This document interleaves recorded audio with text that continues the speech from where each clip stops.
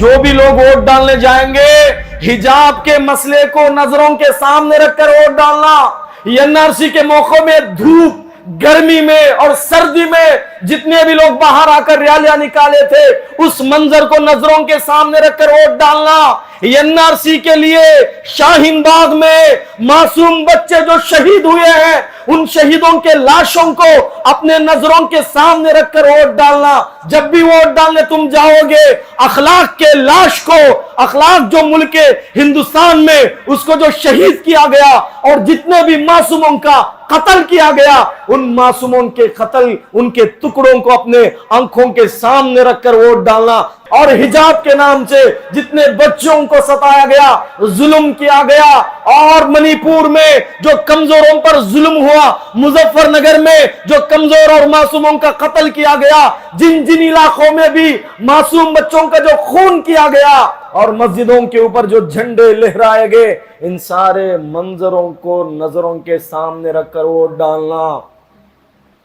Lock down کے موقع میں جماعت، تبلیغی جماعت نظام الدین کو جو بدنام کیا گیا بھولنا نہیں، یاد کر کے ووٹ ڈالنا. کون ہے مسلمان کو بدنام کرنے والا؟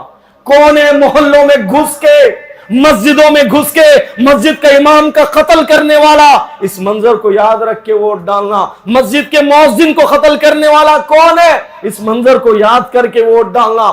اور مسجدوں میں، مدرسوں میں گھس کر بلڈوزروں کے ذریعے سے مسجد اور مدرسوں کو جو شہید کیا گیا اس منظر کو نظروں کے سامنے لا کر ووٹ ڈالنا.